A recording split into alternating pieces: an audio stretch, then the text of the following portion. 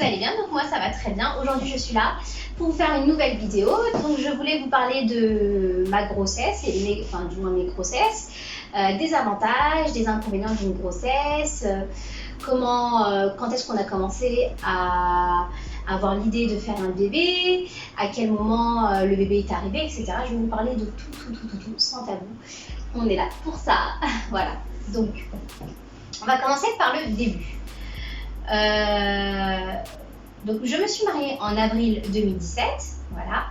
Et de là, 1 an après notre mariage, nous avons décidé de concevoir un bébé car ça faisait 1 an que nous étions ensemble. On avait assez profité, on avait fait des voyages, bref, on a passé beaucoup de temps ensemble. Et là, on s'était dit, pourquoi pas faire un bébé qui pourrait venir combler encore plus nos vies. Voilà, tout simplement. Donc, en avril 2018, avec mon mari, nous avions décidé de concevoir un bébé. On a commencé les essais, on va dire, à partir de mai, voilà. Oui, tout à fait, début mai, on a commencé. Donc, mai, ça n'a pas fonctionné. Juin, ça n'a pas fonctionné non plus. Et ça a opéré en juillet 2018. En juillet 2018, je suis tombée enceinte. Donc, comment ça s'est passé? Je vais tout vous expliquer. Donc, un jour, comme ça, je me réveille. Donc, avant d'aller au travail, je crois que je commençais à 6h du matin ou 5h du matin. Je me souviens plus très bien. Donc, je me réveille et là, je me sens pas bien. J'ai eu des nausées. Et j'ai envie de vomir, donc ce qui n'est tout à fait pas normal parce que moi de base je suis pas du tout quelqu'un qui suis malade, enfin du moins très rarement, voilà. Je touche du bois, non c'est pas du bois, si c'est du bois ça, je crois que c'est du bois ça, non? Il me semble que c'est du bois, bref. Donc bref, et du coup je me suis dit mais c'est pas normal et tout, donc je suis partie vomir et je me sentais pas bien et là mon mari me dit ça va, juste avant d'aller au travail il me demande si ça va. Qu'est-ce qui se passe? Je lui dis bah écoute, je sais pas, je crois que je suis malade et puis voilà, tout ça. Je voulais pas trop lui dire, je voulais pas non plus lui donner de faux espoirs si jamais c'était pas vrai. Bref, j'avais ressenti quelque chose de bizarre en moi et de là, en allant au travail, donc quand je suis partie à l'aéroport, juste à côté il y a une pharmacie en fait, et je suis allée me rendre en pharmacie et j'ai acheté donc une boîte de tests de grossesse et il y en avait 2 à l'intérieur. Et j'étais pressée, je voulais savoir. Donc du coup là, je prends un des 2 et je vais faire mon test de grossesse dans les toilettes. Donc j'y vais. Donc il s'avère qu'il est positif, du moins c'est ce que je comprends.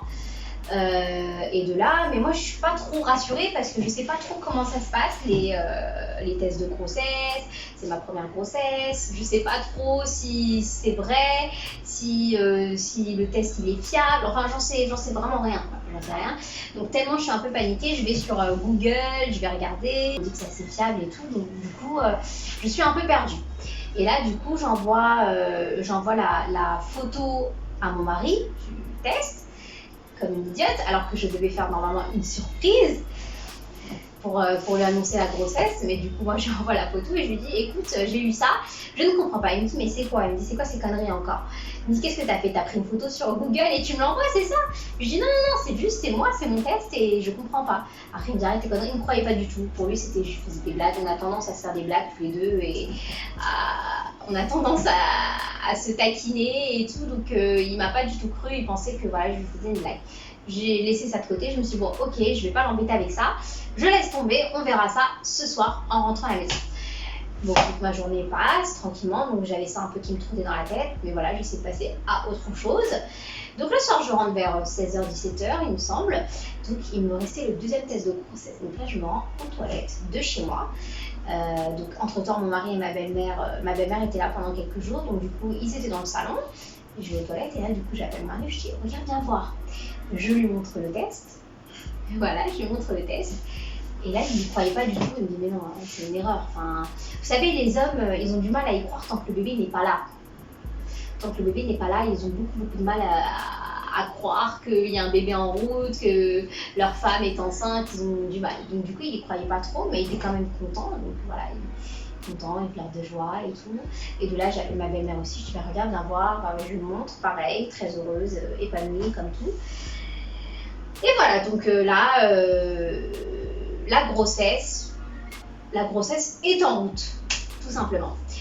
Et le lendemain, donc je crois que j'avais fait le test un vendredi, le samedi, nous devions partir en vacances. Donc avec mes parents, ma belle-mère et mon mari. Donc nous sommes partis en vacances c'était en Italie. Nous sommes partis en Italie dans l'avion. Donc moi j'étais un peu paniquée parce que vu que c'est ma première grossesse, j'avais peur des fausses couches avant les 3 mois. J'avais entendu tellement d'histoires que je m'étais dit oh là là, qu'est-ce que ça va être encore. Enfin bref, j'étais un peu paniquée. Je me suis dit je prends l'avion, est-ce que c'est conseillé, c'est pas conseillé, de toute façon je peux plus faire marche arrière. J'ai fait le test la veille et le lendemain on partait en vacances, donc il n'y avait pas grand chose à faire. En soi, j'avais juste à prendre l'avion et prier et croiser les doigts. Même si je sais que parfois il n'y a pas forcément de risque. Je prends l'avion, etc. Nous arrivons en vacances, ça se passe bien, mis à part qu'il fait très chaud, donc je suis très fatiguée, j'ai envie de dormir, donc je profite pas de mes vacances à fond. Mais quand même, il y a quand même des points positifs, etc. On partage des bons moments en famille. Bref, et là, un jour, nous décidons, donc avec mon père, on décide de vouloir faire les gondoles, vous savez, le bateau. Donc en famille. Il y en avait qui étaient pour, il y en avait qui n'étaient pas pour. On s'était dit, bon, si on ne le fait pas maintenant, on ne va jamais le faire. Donc, on va le faire. On s'est décidé et nous nous sommes rendus devant le quai. Donc, on arrive devant le quai et là, c'est le drame. Je tombe par terre violemment sur le sol. Vraiment, je suis tombée très violemment sur le sol, sur les fesses. Je me suis écroulée. Je ne sais pas ce qui s'est passé. J'ai glissé en fait. Il y avait une sorte de plante.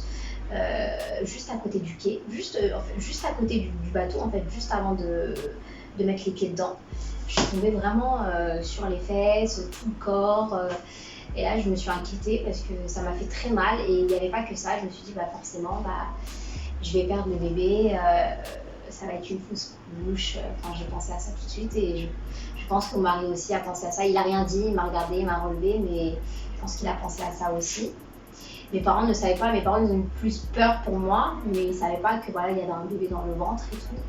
Et de là, qu'est-ce qui s'est passé? On a fait la balade, mais on n'était pas très bien, mon mari et moi, on était un peu déboussolés, on ne savait pas ce qui se passait, on s'était dit peut-être que c'est perdu, peut-être qu'il va falloir tout recommencer. On ne sait pas combien de temps ça va prendre, ça peut prendre, là ça a pris 3 mois, est-ce que là ça va prendre 1 an pour tomber enceinte? Enfin voilà, on se posait beaucoup de questions, on s'était dit ça y est c'est fini, il va falloir tout recommencer à zéro. Après moi je me suis dit peut-être que c'est le destin, peut-être que c'est pas le moment tout de suite, ou peut-être jamais, on ne sait jamais. De quoi la vie est faite et c'est Dieu qui décide. Voilà, bref. Et du coup, ma belle-mère m'a rassurée en rentrant à la maison, elle m'a dit écoute, ça va, tant que t'as pas de saignement, tant que t'as pas de symptômes étranges, puis on consultera en France, puis on verra si tout va bien et qu'il n'y a pas de souci.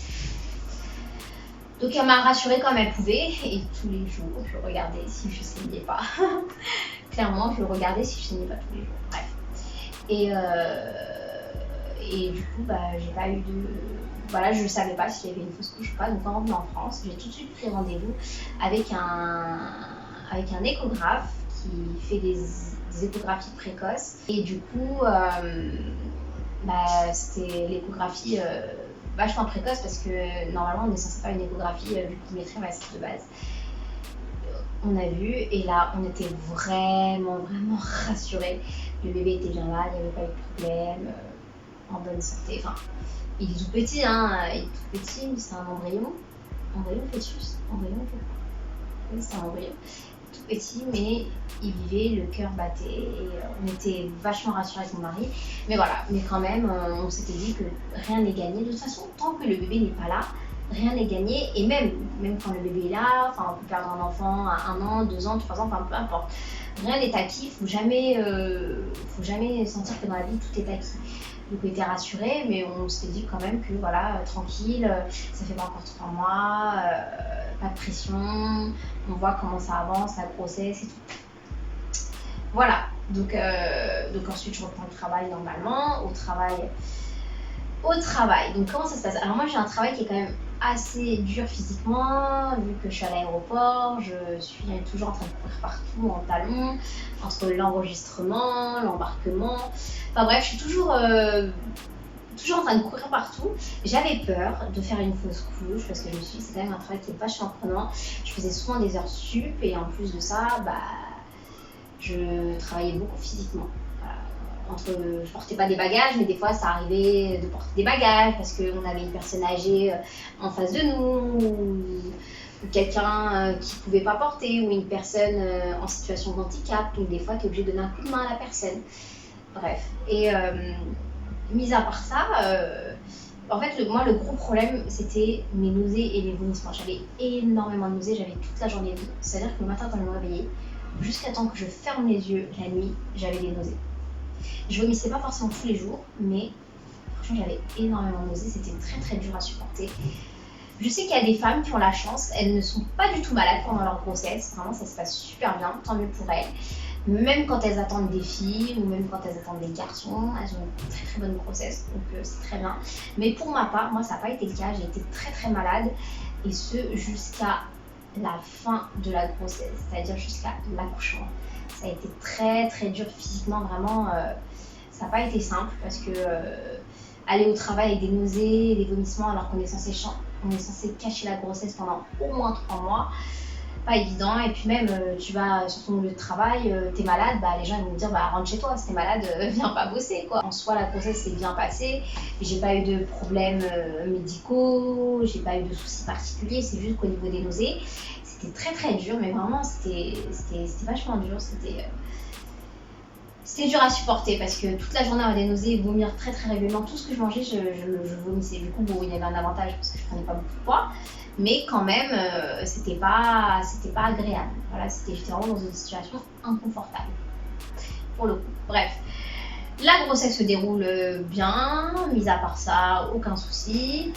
Vers la fin de la grossesse, j'avais déjà un peu de mal à dormir pour la première grossesse. Et puis après, le jour J arrive. Donc comment ça s'est passé? Je commençais à dormir, j'étais fatiguée et tout. Et là, je vois que j'arrive pas à dormir en fait. J'ai de grosses douleurs et j'ai des envies pressantes et très régulières d'aller aux toilettes. Donc j'arrivais pas à descendre pour aller aux toilettes et il y avait ma belle-mère qui était là du coup pour nous aider à ce moment-là. Elle était dans le salon, elle dormait. Puis elle me dit mais c'est bizarre, t'arrives pas à descendre. Je suis descendue au moins 8-9 fois, donc c'est énorme. Et elle me dit c'est bizarre et tout, t'as des contractions? Je dis oui, j'ai des contractions, elles sont pas très régulières, je sais pas, moi on sait pas dans quoi on s'embarque quand c'est une première grossesse. Du coup, moi j'ai attendu énormément de temps, de 21h, et là à 5h du matin, j'en pouvais plus, je commence à pleurer parce que là je commence à avoir vraiment mal. Et là ma belle-mère et mon mari me disent bon écoute, on va à la maternité si ça va pas, parce que j'avais pris du spasme entre temps, ça n'a pas du tout calmé les douleurs, j'avais énormément de mal, énormément de contractions. Et là on s'en va à la maternité, donc tous les trois on part. Ma pauvre belle-mère, elle a attendu énormément de temps, elle était dans la salle d'attente pendant des heures et des heures. J'oublierai jamais ce moment, elle a attendu au moins, franchement on est arrivé, il était 5h du matin, elle est rentrée à la maison, il était 20h, 21h quoi. Limite c'était comme si c'était elle qui accouchait. Elle a beaucoup été présente pour nous, franchement c'est énorme, j'ai beaucoup de chance sur ça. Bref. Du coup, le travail est lent, là on commence à mettre la péridurale, donc ça va beaucoup mieux au niveau des douleurs. Par contre, je suis pas bien, j'ai énormément de nausées, et là je vomis 3-4 fois avant d'accoucher. Je me sentais pas bien, je sais pas, la péridurale apparemment ça peut faire vomir certaines femmes, donc moi c'était mon cas. Du coup ça a pris énormément de temps, on arrive vers 5h du matin, et enfin le bébé a pointé le bout de son nez vers 16h16, voilà. Le bébé est arrivé, très content, bonne santé. Tout va pour le mieux, Dieu merci, voilà, ça se passe bien. Donc je reste 3 jours à l'hôpital et puis ensuite je rentre à la maison, donc forcément épuisée par l'accouchement et par le manque de sommeil de mes précédents mois. Et donc là je rentre, heureusement que j'ai ma belle-mère qui est là pour m'épauler. Il s'avère que ma mère ne pouvait pas être là parce que forcément elle avait mon frère et ma soeur à s'occuper, et puis aussi son mari qui est à la maison, donc elle ne pouvait pas se permettre de venir. Donc au moins j'avais ma belle-mère qui était là, donc ça va. Et elle nous a beaucoup aidés, donc bref, elle m'a à peu près tout appris, les bains, comment ça se passe avec le nourrisson, etc. C'est elle qui m'a tout appris. Ma fille était gardée à la maison. Et de là, mon mari me dit, mais écoute, ça te vient un deuxième ou pas? Je lui dis, pas tout de suite, en tout cas là c'est trop tôt, j'ai acheté d'accoucher, je suis fatiguée. Et en fait, on s'était dit, on a discuté, on s'était dit, mais moi je veux pas que mes enfants ils aient trop d'écart d'âge, je veux qu'ils grandissent ensemble, qu'ils aient une complicité, qu'ils soient soudés, qu'ils soient liés, parce que, et puis j'ai pensé aussi à moi avec mon frère et ma soeur, on est quand même assez rapprochés, on a tous 2 ans d'écart, et du coup je me suis dit, pourquoi pas, je me sentais prête à me lancer dans un 12e. Et puis entre temps j'avais perdu du poids, j'avais déjà retrouvé ma ligne, c'est à dire qu'en l'espace de 2 mois et demi j'avais retrouvé ma ligne. Du coup je m'étais dit bon, on peut se lancer. on peut se lancer dans un autre projet bébé parce que je voulais pas cumuler le poids de ma première grossesse plus le poids de ma deuxième grossesse parce qu'après laisse tomber pour perdre du poids quoi. Voilà.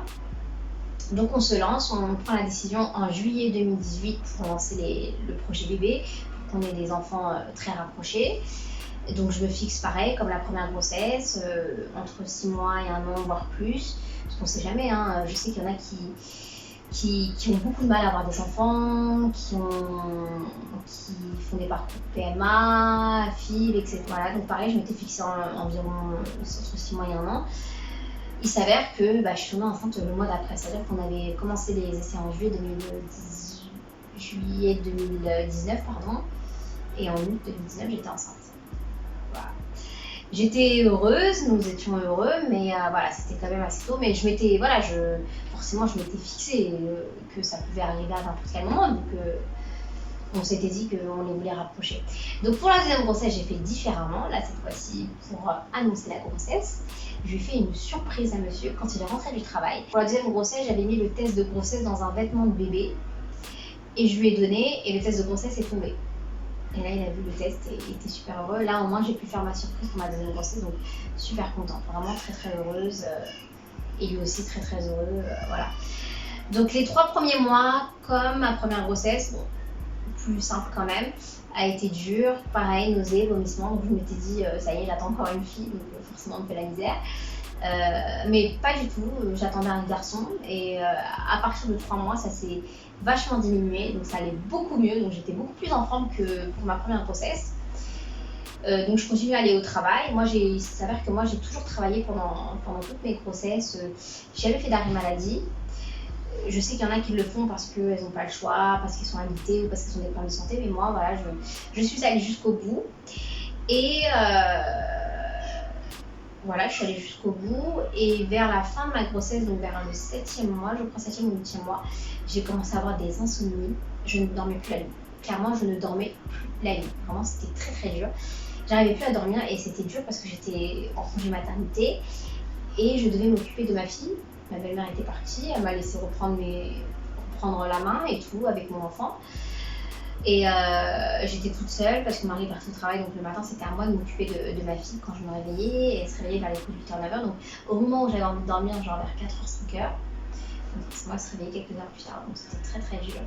Mais ça va, je tenais le coup, j'arrivais quand même à faire des activités, à sortir, faire à manger. Et donc vers la fin de la grossesse approche, et un jour, donc le 26 avril 2020, donc il y a 3 mois, un dimanche, donc tant mieux pour moi, mon mari était à la maison, il ne travaillait pas, je commence à avoir des grosses contractions vers les coups de 14h, donc juste après manger. Et encore, je suis en train de préparer le plat, j'avais même pas mangé. Et dans ma tête, je me disais, je commençais à avoir des douleurs, c'était la première fois que j'avais des douleurs pendant cette grossesse. Je m'étais dit, j'espère que j'aurai le temps de manger mon plat avant de partir à la maternité. Je sais pas, j'avais un pressentiment. Et ça devient de plus en plus douloureux. On a attendu 1 heure et là, je tenais plus. Vraiment, clairement, je ne tenais plus. Je commençais à pleurer, je me tordais de douleur. Et là, je lui dis, mon mari m'a dit, faut qu'on y aille et tout. Je crois que c'est le bon moment, il faut vraiment y aller, on y va. De là, en fait, c'est un gros stress pour mon mari parce que moi, j'étais dans ma bulle de souffrance. On va dire, à ce moment-là, je calculais plus rien. Pour moi, c'était ma souffrance, ma douleur, mon bébé. Je voulais qu'il sorte rapidement, j'avais trop mal.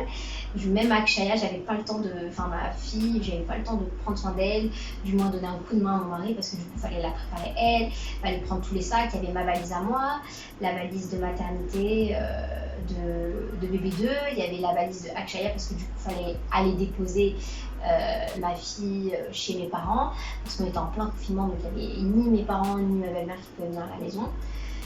Et du coup, gros stress pour lui, il a dû tout prendre, le lit, les couvertures, les pots, les nourritures, les couches, énormément de choses, pendant que moi je me tordais de douleur sur le canapé. Et de là, on a pris la voiture, et dans la voiture, ça allait pas. J'avais tombé dans les pommes, je me suis dit, si on va me faire une césarienne, je vais pas tenir le coup. J'étais en train de. Clairement, je pensais que j'allais passer ma vie, j'étais en train de mourir, clairement. Je veux pas vous faire peur, les filles, hein, attention, hein. C'est pas parce que moi j'ai vécu ça comme ça que vous allez vivre ça comme ça. Moi, souvent, je me tords de douleur parce que peut-être que j'ai un corps qui est fragile, je suis très fine. Je sais pas, en tout cas pour moi c'était très dur et vraiment, et là j'arrive à la maternité, donc on me récupère en chaise roulante, donc j'arrive en salle d'accouchement, et là je leur dis écoutez, il me faut la péridurale, là je peux plus, j'ai trop mal, je souffre énormément. Et là, la sage-femme me dit c'est pas possible, le bébé est déjà engagé, ça va être très rapide, en 15 minutes vous aurez fini. Je me suis dit putain, je vais souffrir le martyre et tout, c'est pas possible, c'est pas possible. Et finalement, le bébé est arrivé, voilà, au bout de 15 minutes de travail, le bébé est arrivé. Entre temps, mon mari est parti déposer ma fille chez mes parents avec les valises, sauf que quand il est revenu, j'avais déjà accouché, donc il n'a pas assisté à l'accouchement. C'est pas très grave, j'aurais préféré qu'il soit là, clairement, mais après il n'a pas pu, c'est pas grave, du moment que le bébé est en bonne santé et que moi ça a été, ça va. Et en fait, il avait oublié de prendre la valise de bébé 2. Il l'a laissé chez ma mère, donc du coup, de retour chez ma mère, alors qu'on était à 30 minutes de l'hôpital, quand même. Il était stressé, je peux comprendre. Il était paniqué, c'est normal. Quand ta femme accouche, t'es stressé, t'es paniqué. Donc voilà, et après il est revenu, donc tout s'est bien passé. Donc pareil, 3 jours à la maternité, puis après je rentre à la maison. Et quand je rentre à la maison, beaucoup de fatigue, normal, hein, deuxième accouchement, en plus grossesse rapprochée. De là, on mari est resté à la maison pour m'aider, donc il avait pris 3 mois de congé parental pour pouvoir m'aider à la maison. Et voilà, donc maintenant mes enfants, ils ont... Donc ma fille elle a 16 mois, le deuxième il a 3 mois, bientôt 4. Donc ça va, ça se passe beaucoup mieux, on a pris un certain rythme. En tout cas, j'espère que cette vidéo vous aura plu. Moi, je vous ai fait partager mon expérience et j'aimerais bien avoir vos expériences à vous, comment ça s'est passé, comment vous avez ressenti vos grossesses, vos accouchements, combien pesaient vos bébés. Moi, en tout cas, j'ai fait des bébés tout petits. Mes bébés sont toujours très petits à la naissance. Bon, après, c'est normal, j'ai un gabarit qui est tout petit aussi. Donc, premier bébé 2,770 kg et deuxième bébé 2,7 kg. Donc, je fais des petits bébés, c'est comme ça. Donc, du coup, moi, je suis obligée d'acheter des pyjamas taille naissance en fait quand les bébés naissent. Bref, je vous dis à bientôt pour une prochaine vidéo. Voilà, bisous!